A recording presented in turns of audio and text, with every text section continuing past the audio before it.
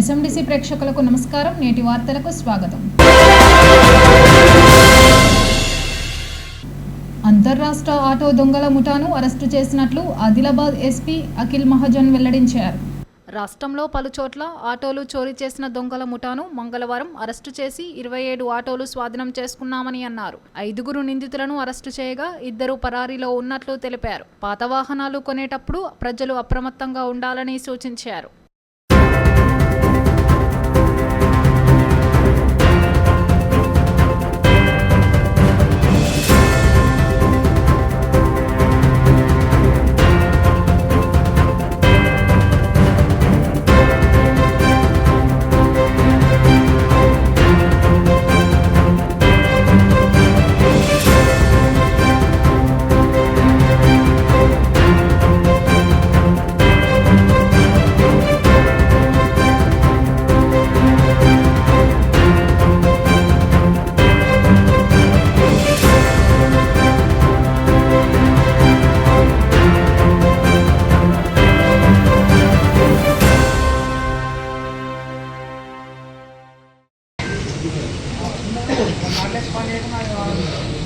లోకల్లో information first మనకి వచ్చింది.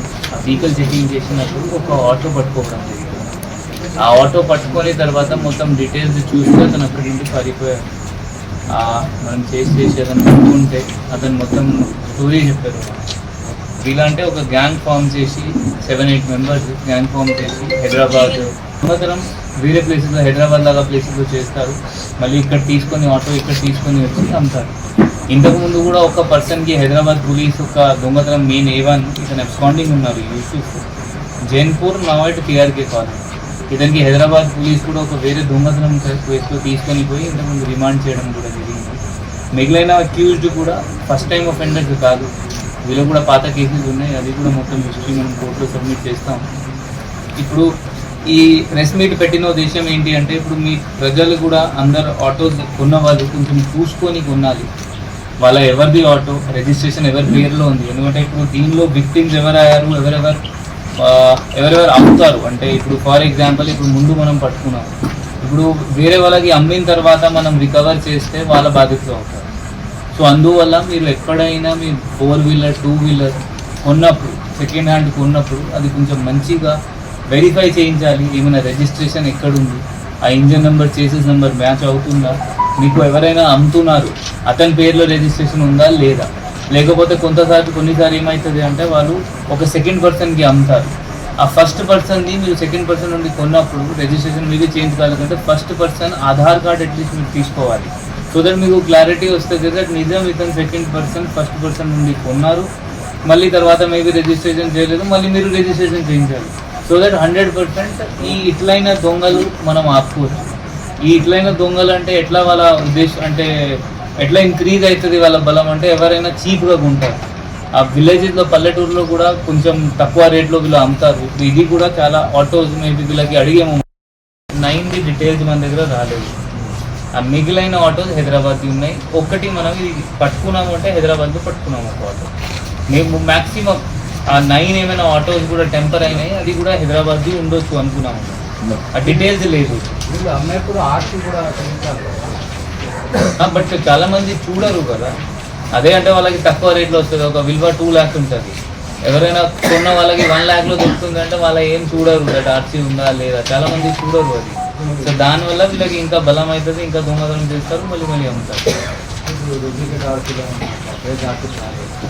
చేయవచ్చు అంటే ఏం ఇప్పటివరకు చేయలేదు, చేయవచ్చు, ఇది కూడా చేయవచ్చు. మంచిర్యాల మున్సిపల్ కార్పొరేషన్ కార్యాలయం వద్ద మున్సిపల్ కాంట్రాక్ట్ కార్మికుల సంఘం ఆధ్వర్యంలో జీతాలు చెల్లించాలని నిరసన వ్యక్తం చేశారు. ఈ సందర్భంగా కార్మికులు మాట్లాడుతూ శానిటేషన్ కార్మికులకు 3 నెలలుగా జీతాలు ఇవ్వడం లేదని ఆరోపించారు. జీతాలు పడకపోవడంతో కార్మికులు సతమతమవుతున్నారని, అలాగే కుటుంబ భారం మోయలేకపోతున్నామని ఆవేదన వ్యక్తం చేస్తున్నారు. మున్సిపల్ కమిషనర్ కార్మికులతో చర్చిస్తే తప్ప ఈరోజు కదిలే ప్రసక్తే లేదని స్పష్టం చేశారు. మున్సిపల్ కమిషనర్ దీనిపై స్పందించకపోతే ఎట్టి పరిస్థితుల్లోనూ పనికి వెళ్లమని తెలిపారు. 2-3 నెలల నుంచి జీతాలు పడడం లేదని కార్మికులు ఆవేదన వ్యక్తం చేస్తున్నారు.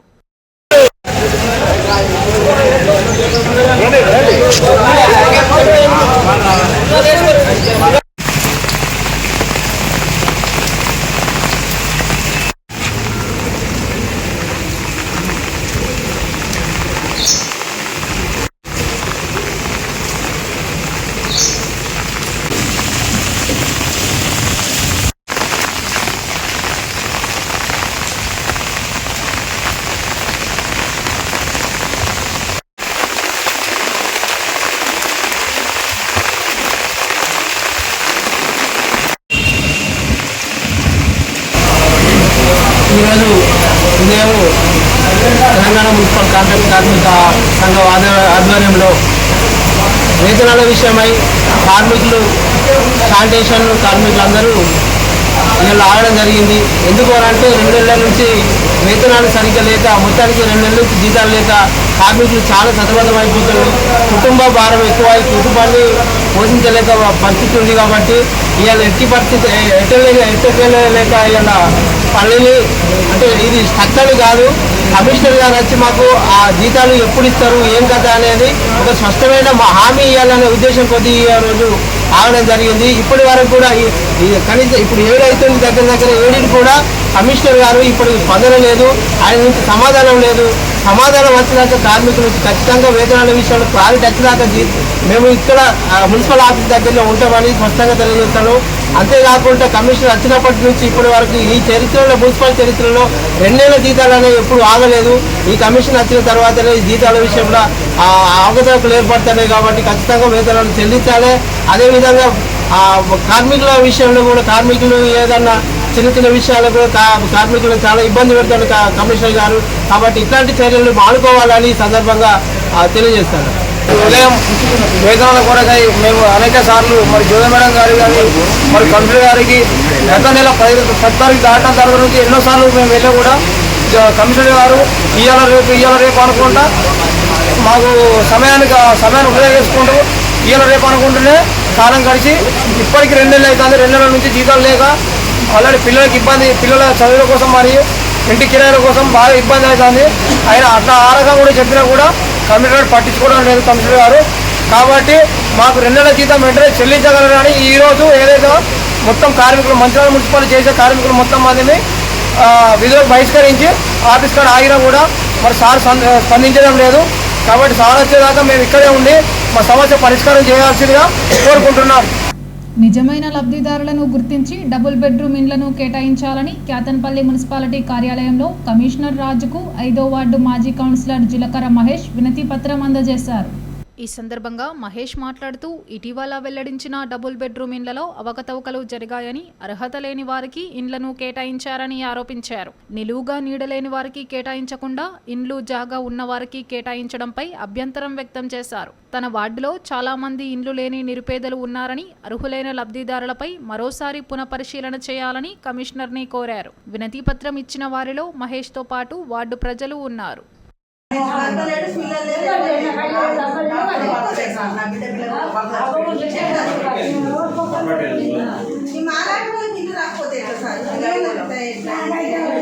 ఇప్పుడు దానికోసం ఏంటంటే అది పెట్టిందే దానికోసము. దీని మీద ఏమన్నా ఇప్పుడు ఆపరేషన్స్ ఉంటే తీసుకోమని చెప్పి కలెక్టర్ సార్ చెప్పిండు.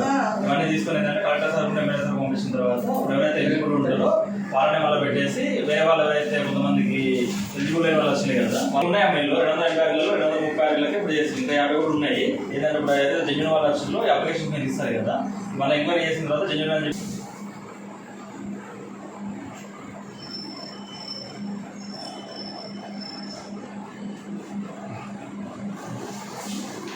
ఈరోజు కేతనపల్లి మున్సిపాలిటీ పరిధిలోని మరి 5వ వార్డు అమరావతి శేషపల్లికి సంబంధించి మరి గతంలో శాంక్షన్ అయినటువంటి డబుల్ బెడ్రూమ్లకు మా 5వ వార్డు నుంచి కూడా ప్రజలంతా దరఖాస్తు చేసుకోవడం జరిగింది. అప్పుడు మరి పలుమార్లు కూడా అధికారులు వచ్చి ఎంక్వైరీ చేసిన సందర్భంలో మరి అందరూ కూడా ఎలిజిబుల్ లిస్ట్లో ప్రతిసారి కూడా కనబడ్డారు. కానీ మరి లేటెస్ట్గా మొన్న అతికిచ్చినటువంటి లిస్టులో మరి నిరుపేదలైనటువంటి అర్హులుగా ఉన్నటువంటి పేదలై ఒక 10 నుంచి 20 మంది వరకు లిస్టులో పేర్లు కనబడడం లేదు. మరి దీనికి సంబంధించి మొన్న కలెక్టర్ గారికి కూడా టీఆర్ఎస్ బీఆర్ఎస్ తరఫున కూడా కలెక్టర్ గారికి మెమోరాండం ఇవ్వడం జరిగింది. అదేవిధంగా ఈరోజు మరి మున్సిపల్ కమిషనర్ గారికి కూడా ఇవ్వడం జరిగింది. ఇది ఒక కాపీని మళ్ళీ ఎంఆర్ఓ గారు కూడా అటాచ్ చేస్తాం చేసి మరి ఏదైతే వీళ్ళు ఉన్నారో వీళ్ళని నిరుపేదలుగా గుర్తించి మళ్ళొక్కసారి ఎంక్వైరీ చేసి వీళ్ళందరూ కూడా ఇంటికి వచ్చి పరిశీలించి వీళ్ళని అర్హులుగా గుర్తించి ఈ యొక్క డబుల్ బెడ్రూమ్లు వీళ్ళకి శాంక్షన్ చేయాల్సిందిగా కోరడం జరుగుతూ ఉంది. ఈరోజు మున్సిపల్ కమిషనర్ గారికి దరఖాస్తు అందజేయడం జరిగింది. నాకైతే ఏం లేదు. అంతకుముందు పేర్లు వచ్చినాయి 4 సార్లు పేర్లు వచ్చినాయి, ఆడే వచ్చినాయి, ఇనుకోరు అయింది, అన్నీ అయినాయి, పేరు తీసేసారు. మరి ఇప్పుడు రాలే లిస్టులో. మళ్ళీ రావాలి కంపల్సరీ, అది నాకు వచ్చి మళ్ళీ ఇనుకోరు చేసుకోమని. మాకేం లేదు, నాకు కూలి పని చేస్తా. నాకు అయ్యలేరు ఎవరు లేరు అనాథ పిల్లలు భర్త బిడ్డకు నేను చెట్ల కింద అంటున్నా పిల్లలకి అక్కడ చిన్నోళ్ళు ఏడుస్తాను భర్త లేడు మా పాపకు మేము ఏడుచుకుంటుంటాను కూడా మాకు ఏమి లేదు ఇల్లు లేదు ఏమి లేదు నిరుపేదలం మేము మాకు ఇల్లు కావాలి సార్ మాకు ఏమి లేకుండా ఇల్లు కావాలి మేము ఈడ ఇంట్లో ఉంటాం రోడ్డు మీద ఉంటాను వానకు వరదలకు ఇల్లు కూలిపోయింది సార్ ఏమి ఆదాయం మా అత్త వాళ్ళ ఇంట్లో ఉంటే వెళ్ళగొట్టింది సార్ ఏం లేదు సార్ చూడండి సార్ మా ఇంటికి చూడండి ఇంటికి వచ్చి ఎంక్వైరీ చేయండి అన్ని తెలుసుకోండి పేర్లు వచ్చినాయి తీసేస్తారు సార్ మమ్మల్ని నేటి ఎస్ఎండిసి న్యూస్ ఇంతటితో సమాప్తం. తిరిగి ప్రసారమయ్యే ఎస్ఎండిసి న్యూస్లో మళ్ళీ కలుద్దాం. అంతవరకు సెలవు. నమస్కారం.